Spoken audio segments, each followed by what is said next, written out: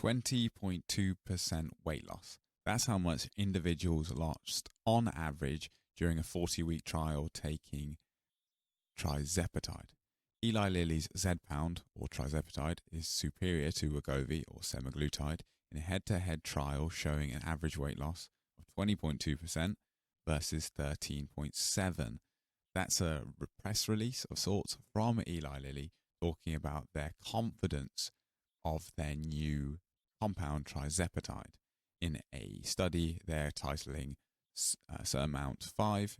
It's yet to come out in the new year, but at this point, that's their initial kind of high-level discussion on this drug. So earlier in the year, I made an episode on Ozempic, Wegovy, and semaglutide to look into these drugs now becoming more and more popular in weight loss. Since then, there's been even more and more talk of these drugs and their effectiveness in treating the issue of obesity. I thought it was about time for another review, but with more time spent reviewing some of the papers on the topic. My last episode mainly focused on the methods of action, their social impacts, and some first thoughts on the potential risks they may pose. The main risk being raised in that episode comes from the Drive podcast, where the host Peter Attia discusses the ability for the person to lose both a large amount of fat mass but also lean mass. Now, at the time of making that episode, I hadn't actually necessarily reviewed the literature myself, so I took it as gospel. It turns out it is true.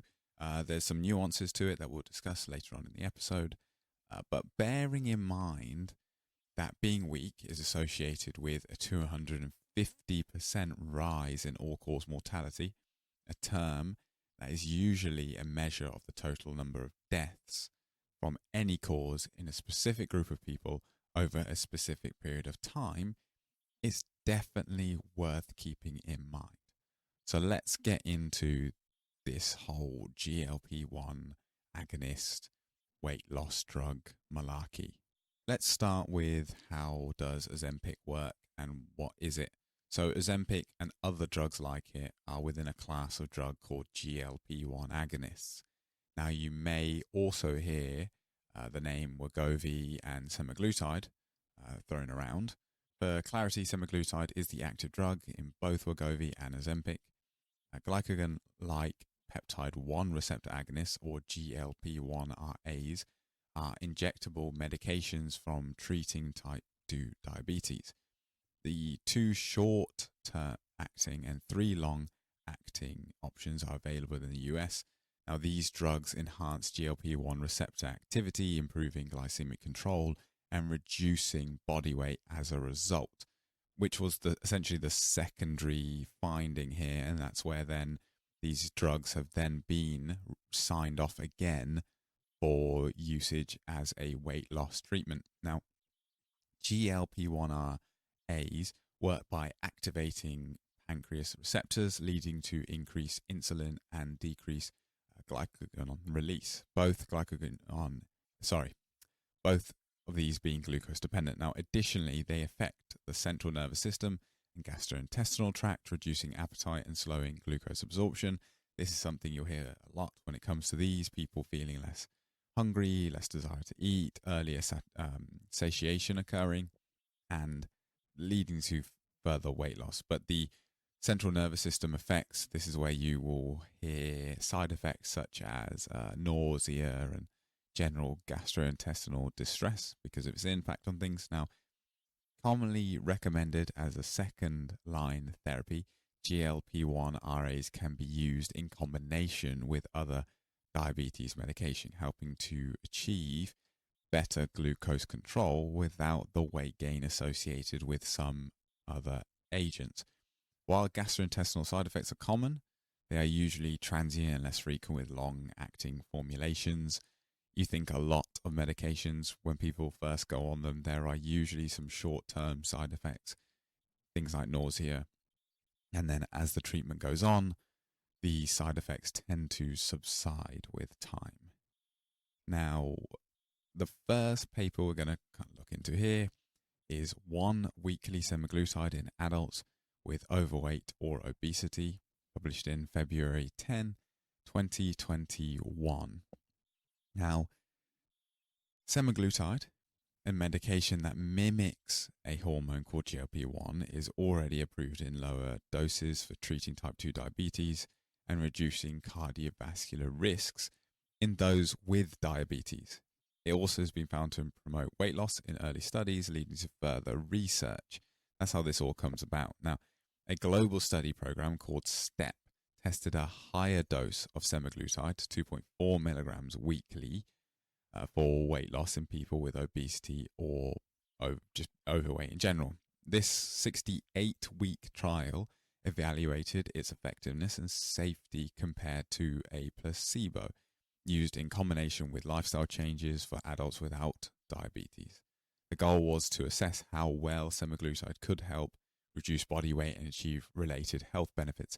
This kind of like links to one of the things that I saw people being against these drugs was they were saying they hadn't been studied on individuals without type 2 diabetes.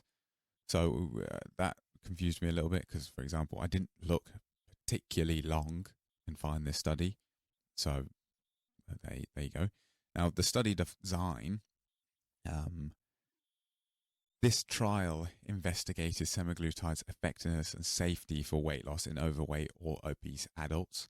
It was a randomized, double-blinded, placebo-controlled trial conducted across 129 sites in 16 countries, ensuring a very diverse participant representation. The trial followed international ethical guidelines as was monitored by the sponsor, Novo Nordisk, with investigators responsible for collecting data and ensuring protocol adherence. Novo Nordisk, you may not heard of, but essentially that is the manufacturer, the inventor, the creator, the ones responsible for now selling this product / providing it to health organizations. So you can take that for you want, whether you see it as a conflict of interest potentially. Of course, you want the drug to be clear, but as the reason I came across these was because I was listening to a podcast on the Huberman Lab, and the guest on there mentioned this whole approval process of these pharmaceutical companies funding these multi-million, if not billion-dollar long-term studies to essentially get the how safe the drug is, its efficacy, and all these kind of things. And that's where I came across it. And then clearly you can see this is one of them. This is essentially one of those. Novo Nordisk have pumped all this money in to design or have someone design and carry out this study to check the efficacy and safety of this drug that they've got. Now, participants included adults who had unsuccessfully tried to lose weight through diet and had either a BMI of 30 or more, or 27, with additional health conditions like high blood pressure or sleep apnea. This, I believe, I forget the organization, but I think this is the defined kind of obesity criteria, like north of 30 or 27. But if you've already got one issue or negative health outcome related to being overweight. Now, key exclusions included diabetes, recent pancreatitis, and prior anti-obesity medications. The trial compared semaglutide administered weekly with a placebo, both combined with lifestyle interventions like reduced caloric intake and physical activity. Now, the trial ran for 68 weeks, followed by a 7-week follow-up without treatment. Now, primary goals were to assess weight loss percentage and the proportion of participants achieving significant weight reductions. Now, secondary goals included improvement in waist circumference, blood pressure, quality of life, and body composition. The safety assessments tracked adverse events and independent review committees, ensuring the unbiased analysis of serious outcomes. Now, statistically, analysis used robust statistical analysis used robust methods to account for missing data and treatment adherence. Now, what are the strengths of this study? Now, it's the study design. The use of a randomized double-blinded placebo-controlled design minimizes bias and ensures reliable comparisons between semaglutide and the placebo. Essentially, the participants are randomized. They don't know if they're on the drug or not. There's a placebo to ensure that you know, the placebo effect is is a very real thing. And you want to make sure that that's not interfering with the overall results. So say, for example, the drug-administered group saw a 20% reduction in weight and you had no placebo. You don't know how much of that is placebo and you don't know how much of that is the acting drug. So by having the placebo group, you can now cancel that out and prove that it's the drug doing the work. And then also, you've randomized for the scientists doing the experiment. They now no longer are able to have a bias and potentially manipulate the behavior of the individual receiving the active agent. So by having both of them blinded, it results in more reliable or trustworthy results in general. The conducting the trial across multiple continents and 129 sites increases the generalizability of findings to diverse populations. You'll always see sometimes in a study, people from, African countries maybe weren't included, or you usually see in a American-centric study, it might say African Americans, for example. And we know that different ethnicities, different places of origin are often more susceptible or correlated with certain ailments, illnesses, and can also generally respond differently, and genders as well. You got the difference in response between genders. So it's important that you've got this wide range of people, especially when you've got a drug that, obesity itself is becoming more and more and more widespread. And so you're not just isolating it to incredibly affluent Western countries. You are now really covering the globe in where people could need to utilize this drug.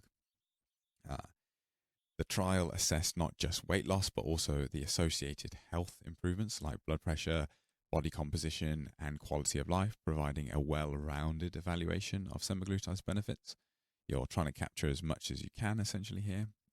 Now, the weaknesses, you've got the potential sponsor influence. While Novo Nordisk oversaw the trial and providing funding, it could introduce the perception of bias despite safeguards like independent ethics approvals.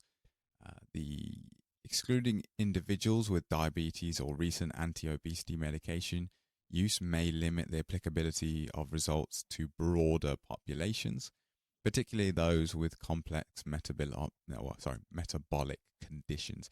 Now, whether the reasoning behind this is because they deem that there is a large rising number of people in the population who are potentially pre-diabetic and not actually diabetic yet, and will have been yet to actually try any form of weight loss pharmacology, means that to them, they see the largest potential market to be these non-diabetic and pre-pharmacological intervention individuals.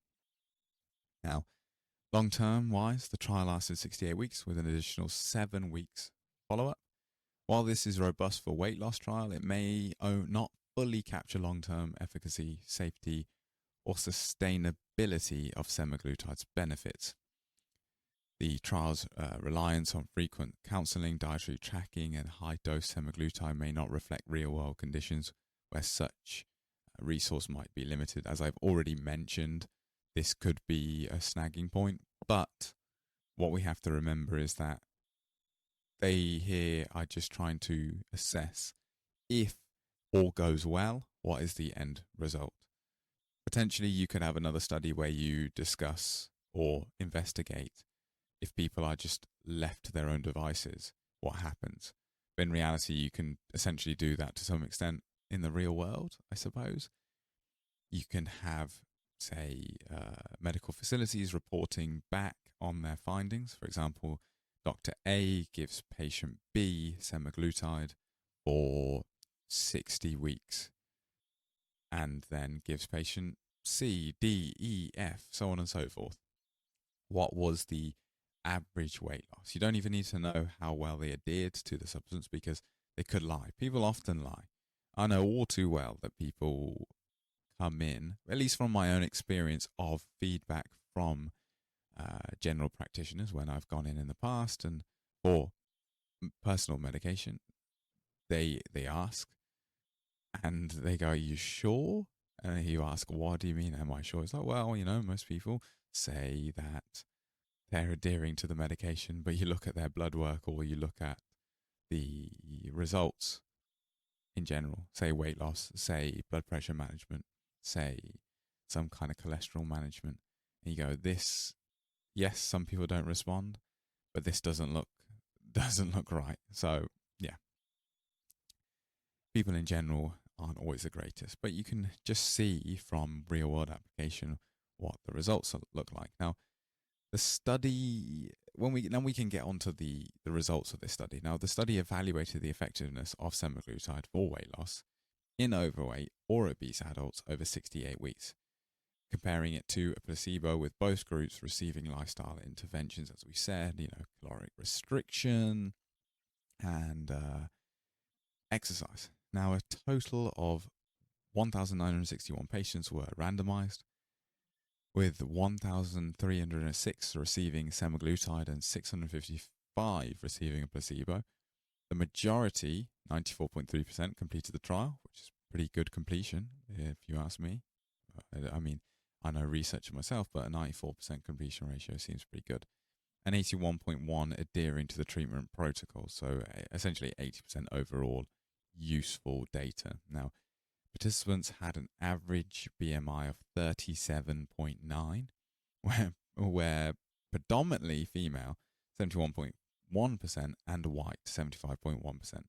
And 75% had at least one coexisting condition. Notably, 43.7% of the participants had pre-diabetes at the start of this trial. So that kind of links into my thoughts earlier of them potentially seeing the utilization of this drug in the real world as with pre-diabetic individuals rather than already diabetic individuals. Now, what's really interesting to me is that the magnitude of the female participants, I haven't read a particularly large amount of, let's say, medical isn't the right word, but like general population, longevity, and health kind of papers, drugs that are meant to help with, say, dementia or diabetes or osteoporosis, so stuff like this, and general aging. In sports performance papers, really, one of the big things is the underrepresentation of women, and often it's just because of this. Usually in that case, I mean, this is a very long study. So what you can do here is the menstrual cycle is not having as big an impact in the sense that you're doing such a long study that these little blips inconsequential. Whereas normally in sports performance papers where you got like an 8-week study, you could quite easily end up landing in places where the natural hormonal cycle of a woman results in a artificial increase in your results or decrease in your results. Say their bench press goes up by 5 kilos and you attribute that to your drug or intervention or your training modality or whatever. But in the end, it's actually just simply hormonal flux. So that's quite interesting to see that, to the high representation of women. Now, the results showed substantial weight loss in the semaglutide group, with an average reduction of 14.9% of body weight, 15.3 kilograms. Now, compared to a 2.4% reduction in the placebo group, because obviously these people are undergoing a caloric deficit or being encouraged to do so. So they are being encouraged to lose weight. Now, 2.6 kilos, I mean, it's better than an increase, but it's not a really large magnitude. And on an already very overweight person, BMI of 37, you probably don't really notice 2.6 kilos. Whereas 15 kilos, you're going to notice that really. You think, imagine someone who's 110 kilos versus 95 versus 110 kilos and 100 and let's just say 107. Quite a big difference here. Now, participants receiving semaglutide were more likely to achieve clinically meaningful weight loss thresholds, with 86.4 losing at least 5% of their baseline weight compared to 31.5% of the placebo group. For those achieving a 15% weight loss, the rates were 50.5% with semaglutide versus 4.9% with the placebo. Now, what the two things that are quite important here is you've got half the population here losing 15%, which is a large loss of weight. What you've also got here is, what's that, 13% of people not losing, losing less than 5%. So coming back more in line with the placebo group. So what we can call that, 2 in 20, 1 in 10. So there are non-responders. This isn't a miracle, 100% efficacious, whatever you want to call it, drug. So there are individuals here who won't respond.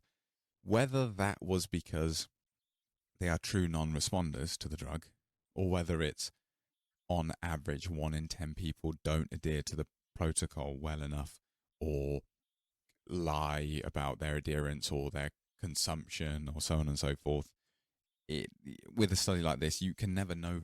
They're not in a lab permanently with controlled food intake and so on and so forth. So you can't know for certain, but you can make the assumption that they were.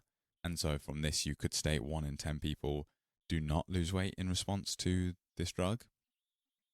But yeah, it's worth noting. Now, this is the point I alluded to at the beginning, where this weight loss is coming from.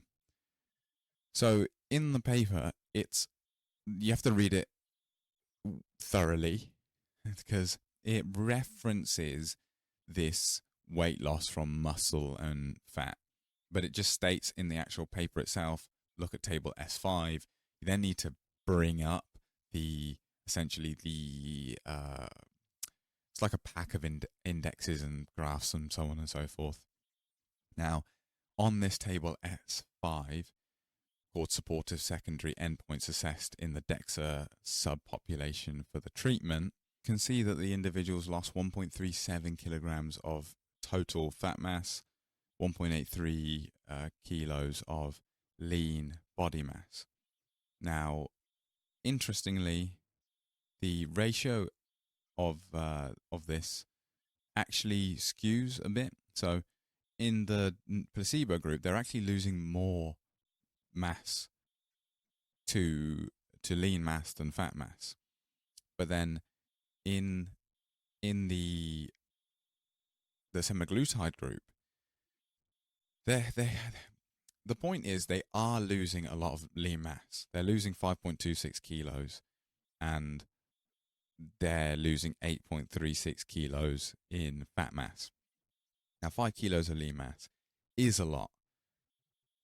What exactly the lifestyle interventions were isn't clear, and potentially what this highlights is that it is exacerbating the issue of weight loss, that is the loss of lean mass. But what isn't highlighted is how much lean mass can be retained should someone do resistance training throughout the weight loss period. We know from bodybuilders that you can go on an incredibly high deficit. Obviously, they are being supplemented by exogenous substances like testosterone to maintain this ludicrous muscle mass. But they were using that to get to the ludicrous muscle mass in the first place. So if you almost look at it as the two cancel each other out, because to get there you had to use external substances like PEDs, performance enhancing drugs, and to maintain it, you still need to use the performance enhancing drugs. So if we just look at it as this individual can go on a borderline starvation diet to become ridiculously lean and maintain a large amount of lean mass, then an individual with humongous energy stores, not going on as ridiculous a diet, doing half, a quarter of the resistance training, could probably maintain a much larger percent of their lean mass during this weight loss phase.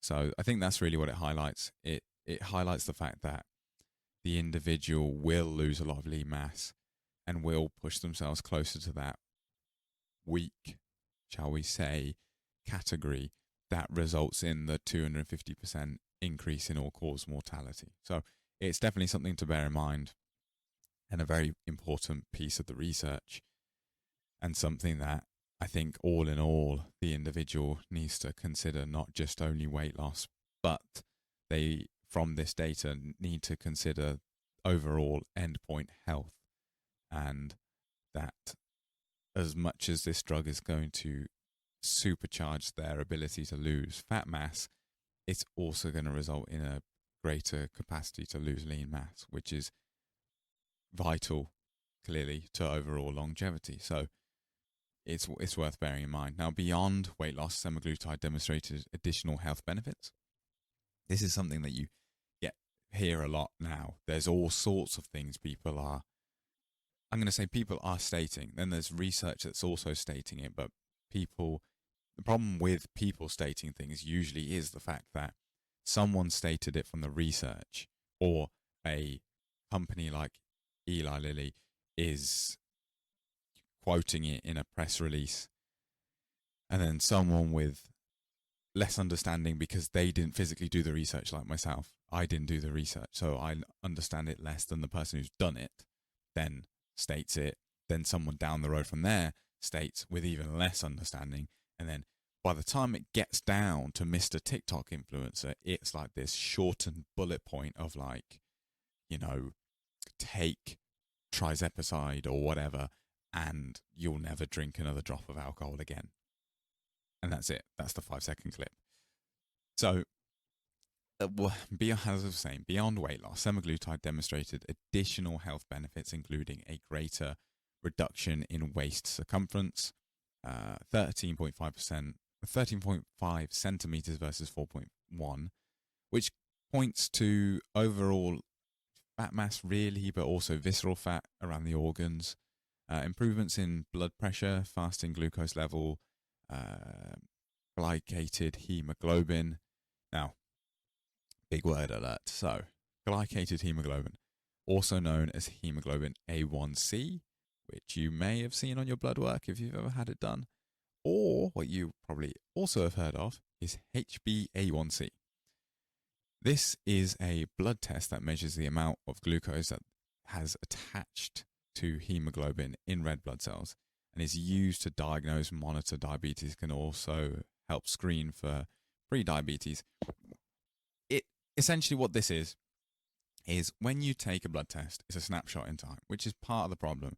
I could go to the doctors before I go in, smash 100 grams of Haribo's, and then 10 minutes later, 15 minutes later, 20 minutes later, they take my blood and they see, oh, this guy's got ridiculous fasting glucose levels, or what's going on here? This guy must have diabetes. What? And they would hopefully look at the individual and go, whoa, something's up here, let's do another one. But that is the case. And usually you're told, come fasted, so on and so forth, but not everyone does it. Because HbA1c is meant to be a long-term biomarker for general glucose level in the system, as to whether it generally is higher, generally is lower. So there's also inflammatory markers like C-reactive protein. C-reactive protein, or CRP, is a protein made by the liver, and the level of CRP increases when there's inflammation in the body. Often with these obesity-related negative health outcomes, one of them is chronic inflammation. Now, among participants with prediabetes at baseline, 84.1% of the semaglutide group reverted to normal glucose levels, compared to 47.8% in the placebo group. Now, furthermore, participants reported significant improvements in physical functioning and overall quality of life, which is reflected in the assessments such as the SF36 and the IWQOL light CT scores. For clarification, the SF36 and the light CT score are both patient-reported outcomes or outcome instruments that measure health-related quality of life, and the SF36 is a generic instrument that measures the general health status across disease areas, while the light CT is more specific for weight-related quality of life. So essentially, just a patient form that then helps the researcher know how quality of life is. Now, body composition analysis showed reduction in fat mass with semaglutide alongside a relative increase in lean mass proportion. If you've made it this far in the episode, then I hope you like what you hear. Why not take this moment to follow the show, and even better, share it with a friend to spread the work of the podcast. You can even join the VO2 Lounge WhatsApp group, where you can have a discussion with like-minded people and myself and share information of your own or suggest future topics that you would like covered. Thank you for tuning in. Let's carry on with the pod. Just to interject here, I realized in the process of editing this that I was referring to these dual receptor agonists as GLP-1 and GLP. They are actually GIP, like GIP. So you'll have to excuse my ability or inability to read. On with the episode. So just to kind of wrap it up in general, overall semaglutide demonstrated very impressive results as a weight loss treatment, achieving significant reductions in body weight and improving key health markers. However, its side effect profile and need for long-term data should be carefully considered when assessing its real-world applicability, is essentially what they ended with. Now, just very briefly, the safety data indicated similar rates of adverse events in both groups, 89.7% for semaglutide and 46.4% for placebo. However, gastrointestinal symptoms such as nausea and diarrhea are more common with semaglutide, 74% versus 48%. And a higher proportion of participants discontinue treatment due to these side effects, 7 versus 3.1. Serious adverse events were more frequent in the semaglutide group, 10% versus 6.5%, primarily due to the gastrointestinal and gallbladder related issues. There were no significant differences between groups in rates of benign and malignant neoplasms, or tumors basically, and one death occurred in each group, with neither it attributed to the treatment itself, essentially putting it down to just general health issues. So that's that study. Then there is the Surmount 5 study. Now, funnily enough, I currently hold a small amount of stock in Eli Lilly.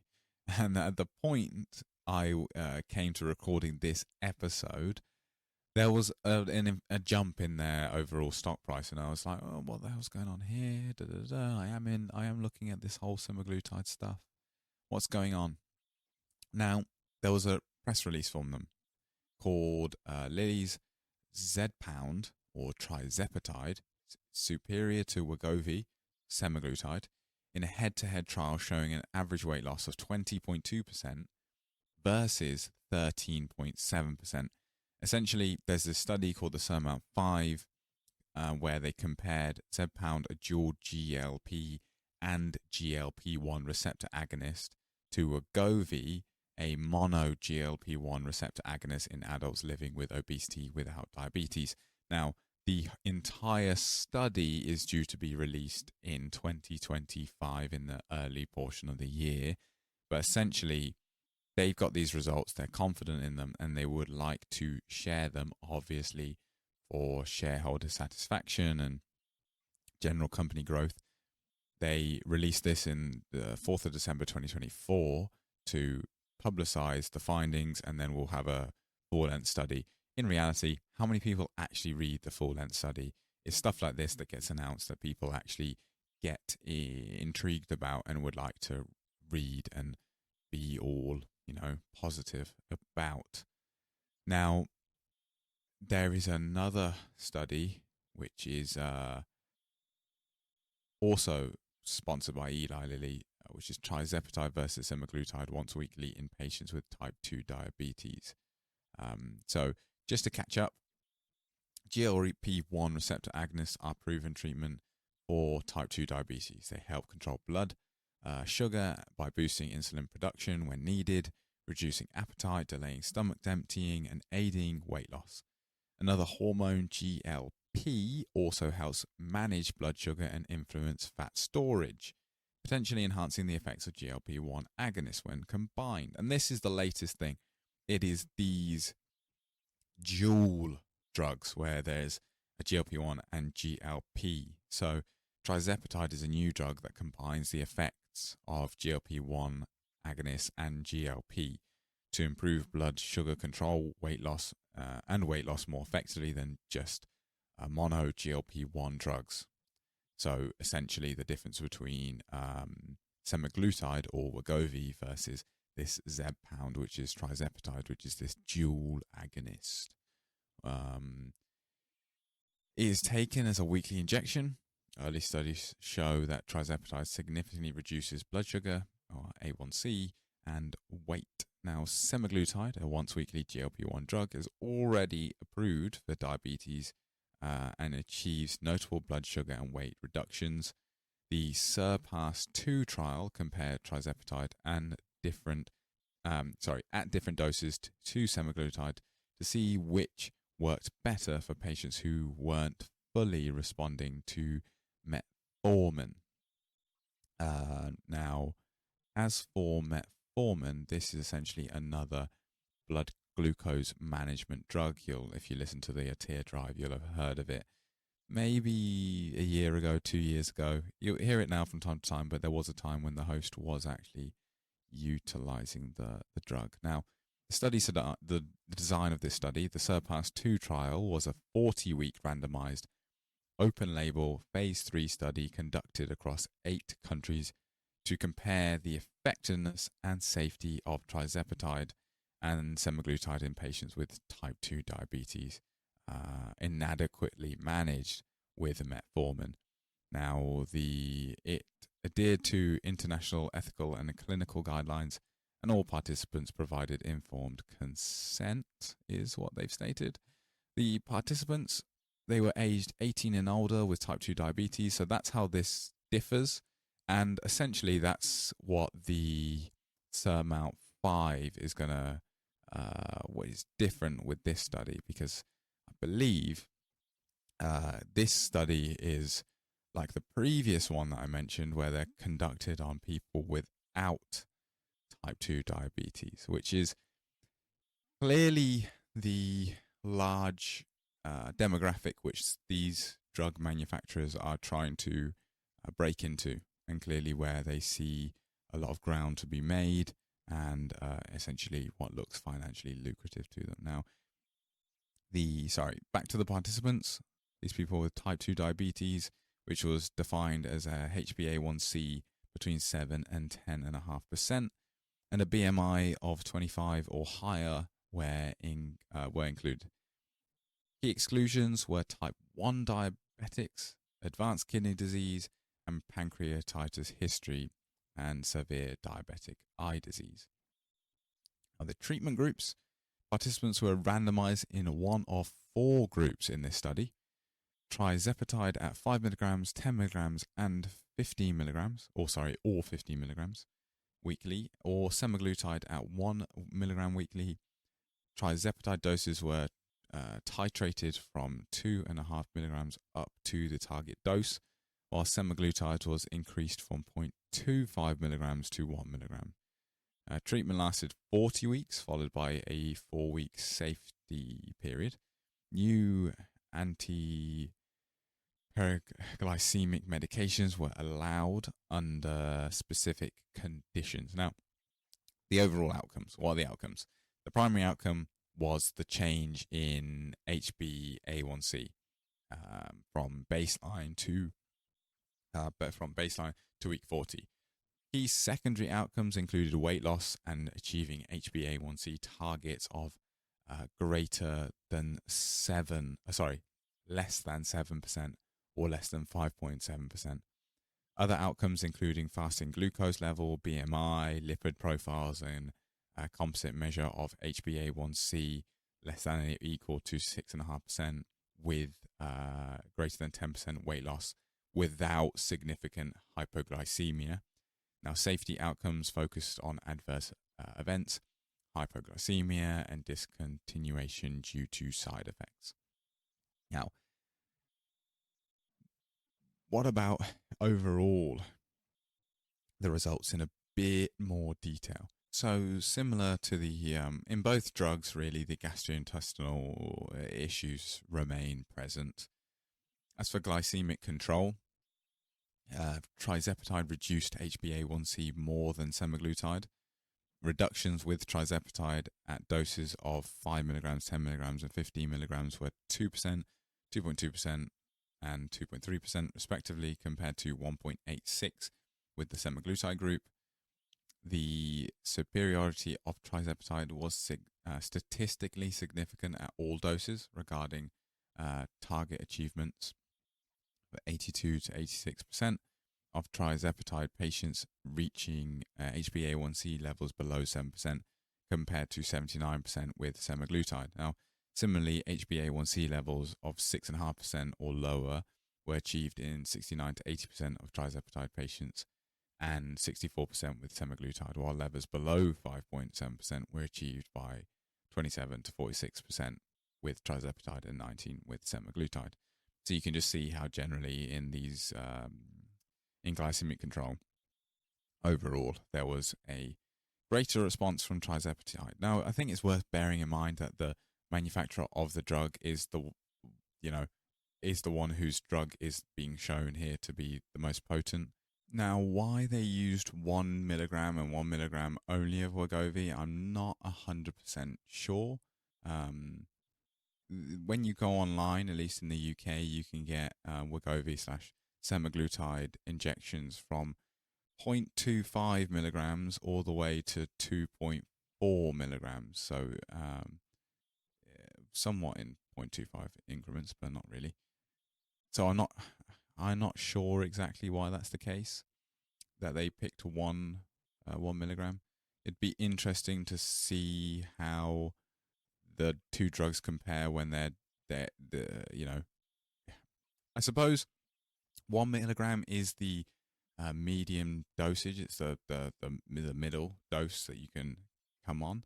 And given that the minimum for tirzepatide here is also outperforming the median, then I suppose it shows that across the board, essentially, in theory, tirzepatide is continually outperforming semaglutide. Now,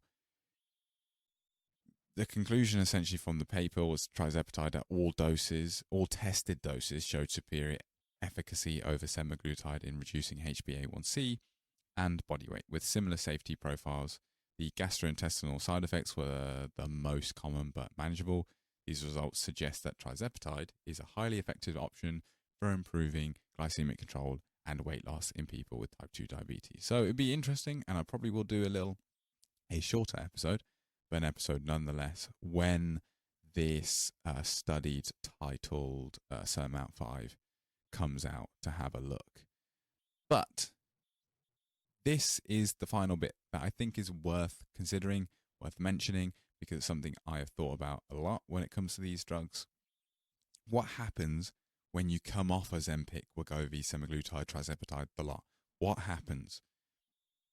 Because it's no new concept, topic, idea, whatever you want to call it. It's a known fact. Rebound weight gain is a thing. People are very good at losing a lot of weight in a period of time, but they're not the best at keeping it off. It's a different art form. Potentially, I suppose you could argue that if these weight loss drugs require much less cognitive input from the individual and it's less draining, then maybe they have more energy left when they come off the drug to maintain the weight loss to the point where it becomes just commonplace and it's their new weight set point.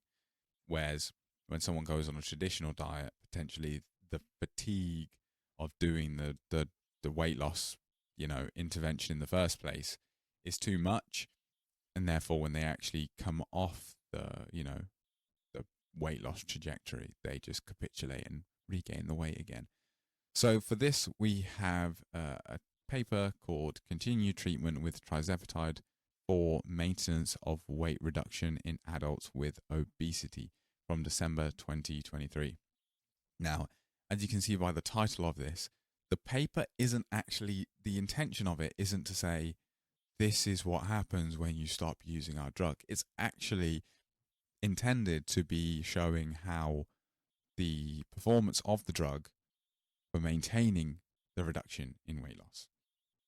This is the Zepbound trial, and it was designed to test if continued tirzepatide treatment at higher doses, 10 or 15 milligrams, could help maintain the weight loss achieved during an earlier treatment period compared to a placebo, a treatment with no active medication. So essentially showing what happens when you come off our drug after all this weight loss. How much weight do you gain, if any? Now, the Zepbound trial was a large study to test effectiveness of tirzepatide, a weight loss medication, in helping people maintain weight loss. The study involved two phases: a 36-week lead-in period where participants gradually increased their tirzepatide dose, followed by a 52-week period where some participants continued tirzepatide while others were given a placebo inactive treatment.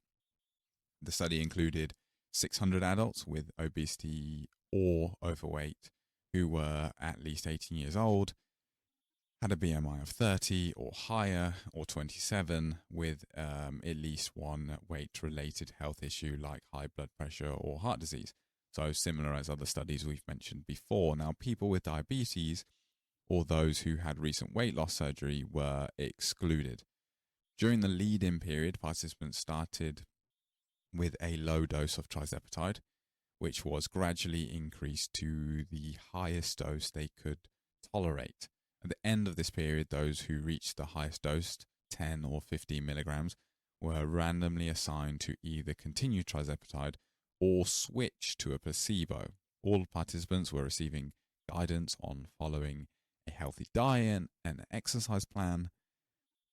I don't know, maybe I haven't read the paper enough, or maybe it's somewhere in the ether of this study design, but what these diet and exercise plans are, because I suppose that could have a reasonable impact, but more out of my own interest when it comes to linking to the muscle mass loss. Now, the main goal of the study was to measure how much weight participants maintained from week 36 to week 88. Secondary goals included tracking the proportion of participants who kept at least 80% of their weight loss and how quickly they regained weight. The study also looked at other health measures like blood pressure, cholesterol, and quality of life. So, what are the results? During the double-blinded period of the study, weeks 36 to 88, participants who continued tirzepatide were far more successful at maintaining their weight loss compared to those who switched to a placebo. A significantly higher percentage of tirzepatide users, 89.5%, maintained at least 80% of their weight loss, or the weight they had lost, while only 16.5% of those placebo achieved the same. So probably very much like in line with generally what happens when people come off a traditional weight loss intervention. Now, to add to this, participants on tirzepatide were about 98% less likely to regain more than 95% of their original body weight, showing a remarkable difference compared to the placebo group. So obviously for them, they're like, oh, look how effective this drug is at maintaining weight loss. But it does mean you're perpetually on it, essentially, because very few people here are actually able to, less than 2 in 10 are able to achieve continued weight loss, or maintain, should I say, weight loss. So in addition to weight maintenance, tirzepatide users experienced significant improvements in their various health measures. These included reductions in both systolic and diastolic blood pressure. When you have that thing in that 120/80, for example, those systolic and diastolic blood pressures. Better control of blood sugar with improvements in hemoglobin A1C and better cholesterol levels. Now, participants also reported enhanced physical functioning, mental health, and overall quality of life, as reflected in their self-assessment scales. Now, when it comes to weight loss achievements, a great proportion of tirzepatide users reach significant weight loss milestones. For instance, 97% of participants on tirzepatide lost at least 5% of their body weight, compared to 70% in the placebo group. Additionally, 70% of tirzepatide users lost at least 20% of their body weight, whereas only 12% of those placebo achieved their levels in weight loss. Because you see, the first number, the difference between the 97 and the 70, big, but not gargantuan. Whereas the difference between 70% losing 20% and 12% is where the big number comes in. Clearly, 5% is a number very much achievable by people without exogenous substances or pharmacology, whereas this 20% number just seems to be something people can't break through that barrier very easily without the use of pharmacology. Now, the mean weight loss from week 36 to 88 was 5.5% for those continuing tirzepatide, while the placebo group experienced a 14% weight regain.